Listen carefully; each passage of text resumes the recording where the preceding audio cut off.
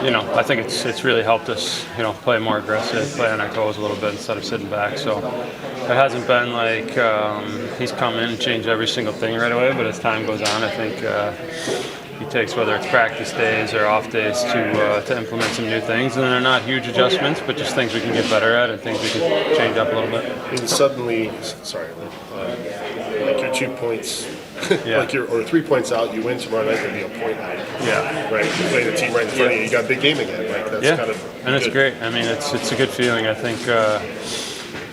If you told us a month ago we'd be 2 points out right now, I think any one of us would have taken it. So we're not even halfway through the year, and we're in the playoff picture, and it's on us now to keep it going. But it feels good to kind of be back in the picture a little bit. Yeah, Patrick, like you said, I mean, it seemed like a couple of weeks ago people are talking about, well, they're this close to last place in the East. Yeah.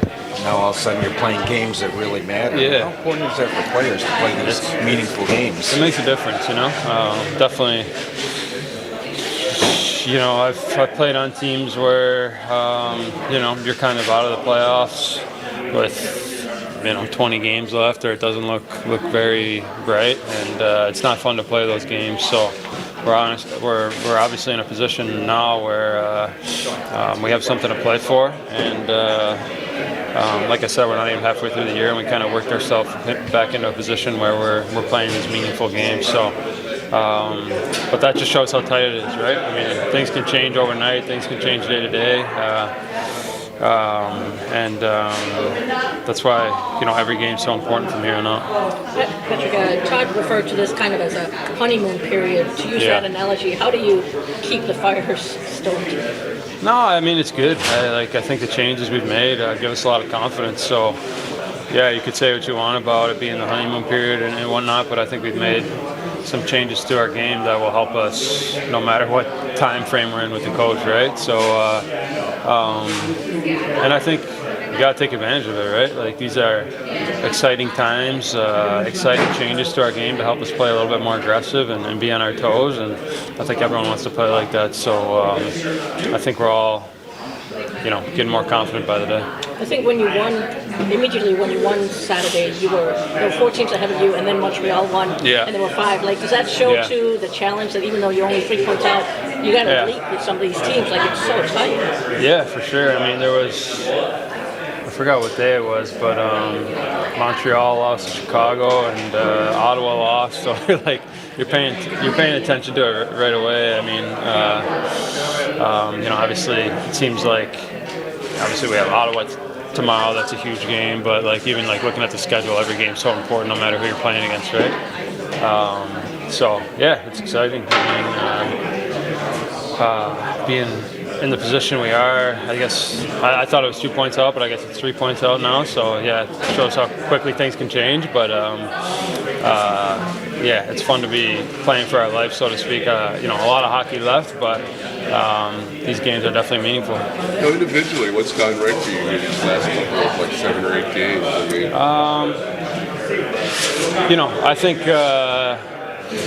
I think I could kind of feel it coming even when I was struggling a little bit. Like I could kind of feel chances starting to come and create a little bit more. I felt a little bit unlucky at the start of the year, but at the same time, you're still not playing as well as you should have. So nice to get some production. I think the power play has been good.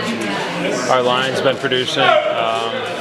We've been finding ways to produce pretty much every game right now. So playing with Copper and Cat, that's been a good combo. Definitely feel the chemistry building with those two, and continue doing well on the power play. Here you had a adventurous, long journey home from Winnipeg, or? Yeah, things like that happen. You control the things you can control and react to the others, and group was good. It was a bit of a test today because they spent their scheduled day off in Winnipeg. It wasn't ideal. So how were they going to react in practice? They reacted well.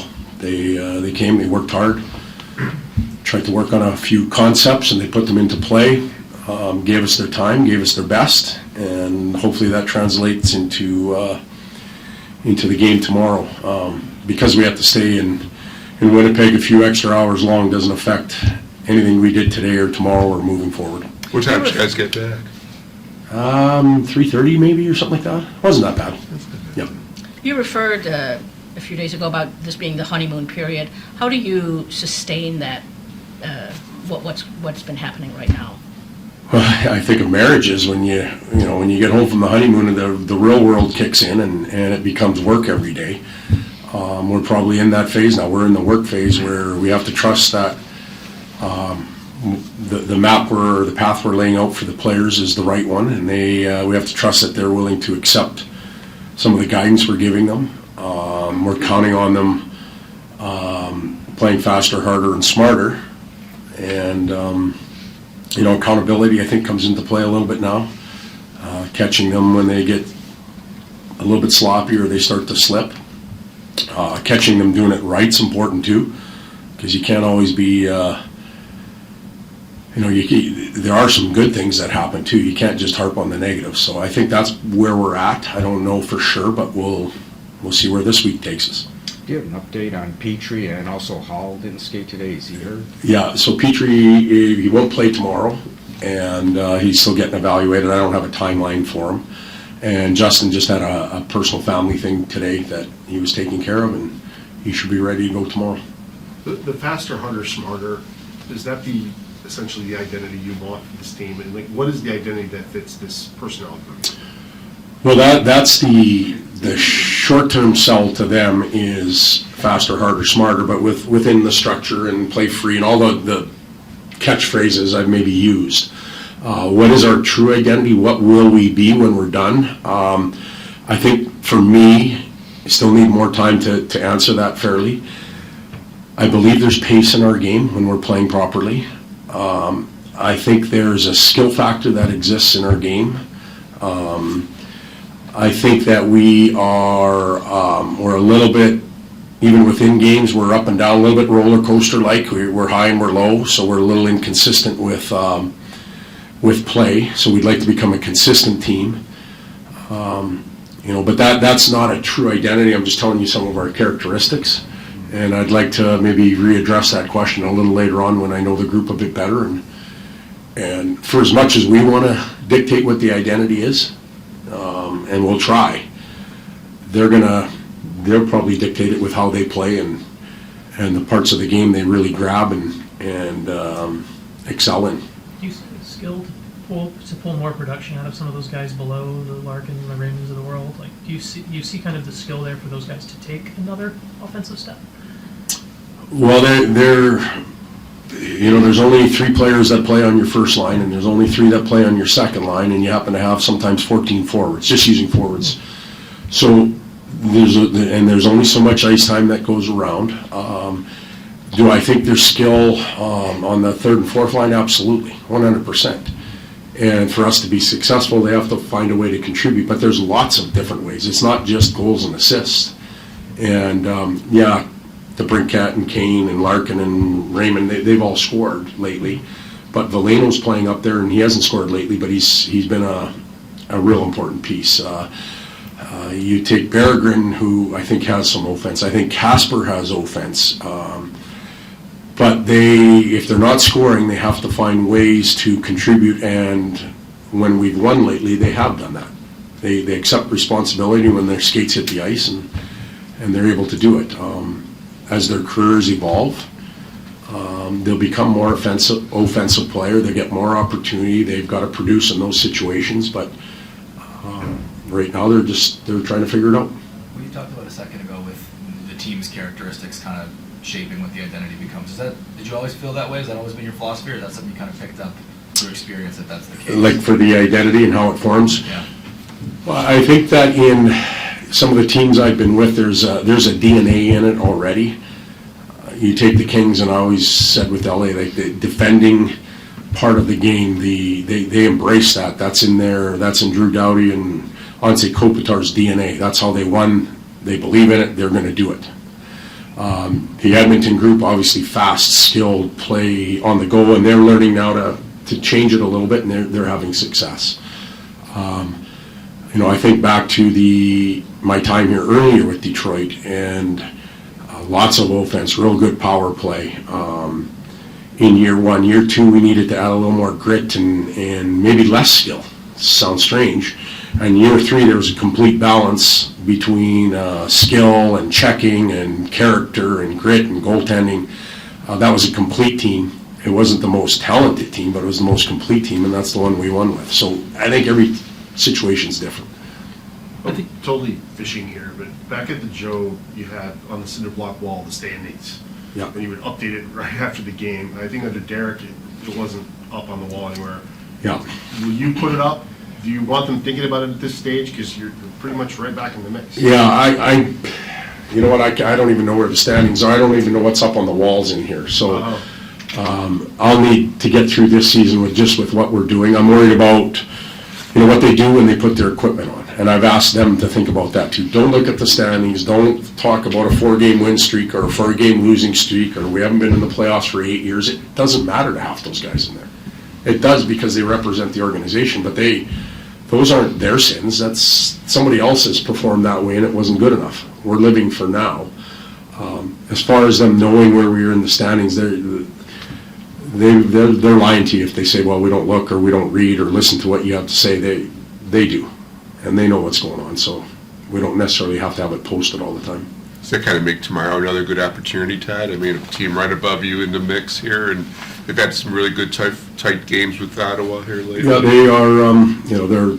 They're obviously a great team, and they've turned the corner, in my opinion. Travis has done a real good job, but the test will be to play against them. But more importantly, the test will be how do we respond to some, not adversity, some feel-good time now. Are we prepared to build on it? Are we prepared just to sit on it, or are we going to give it back? One of those three things is going to happen. And, I'd like to think the build part will show up, but until we take the test, we don't know. I think you referred to Andrew Kopp as a safety valve for that line over the weekend. Could you expand on what you meant by that and what that sort of looks like for him? Well, those Kane and DeBrincat have, they played together long enough. They read and react off each other. They have a good idea from past experiences what one may be thinking, and they can dump pucks to certain spots, and they play with some risk in their game. They have to, the type of players they have. It's always nice to have a safety or a cleanup person in that area, and Copper's been pretty good in that hole. Like, he takes care of them, they're allowed to go create, and then he's part of that as well. So for as much as he helps them, they help him too, and I think it's worked well to this point. So Dan Watson was up watching practice today. I know you mentioned at some point you're going to get, obviously today is just when you do meet with him and you kind of talk about how things work and philosophy, what do you do to get to know a guy like that who obviously you guys are going to have paths crossed throughout? So Dan and I have met in the past at some of the NHL Coaches Association events and stuff like that, and I can't tell you that I know him real well. Yeah. I probably know about the job that he's doing and the good job down there that he's doing better than I know him as a person, just from people around the organization. We're proud of that team down there. They're doing a real good job, and those prospects are developing. He has his hands all over that. To bring him in today is to make sure he knows that he's part of our team.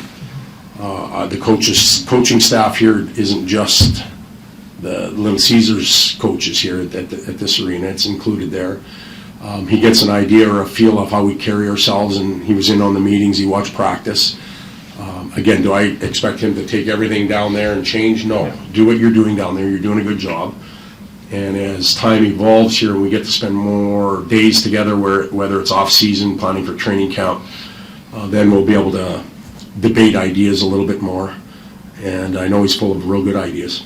And just from your perspective as a coach, that level he's coached at obviously has varied. It's one of the most difficult levels to coach at with the different nets. From your perspective, what are the things that make that so challenging coaching at the AHL? Well, I remember when I was there, Doug Riseborough hired me, and he says, I want you to win and win. I'm going, okay, what the hell does that mean? Like, I get the win part, where you got to win a championship and win games. What's the other part? He goes, well, the organization wins because players are evolving, they're developing, they don't get stale or sit in one spot. They're exposed to opportunities that maybe they wouldn't get here, maybe 6-on-5, a penalty kill, whatever. Try and win that way too. And I always remember him telling me that. And that's that's a tricky job down there.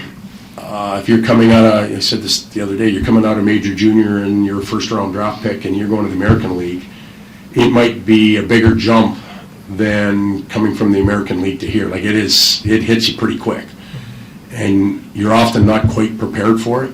And the coaching staff has to really understand that and bring players along.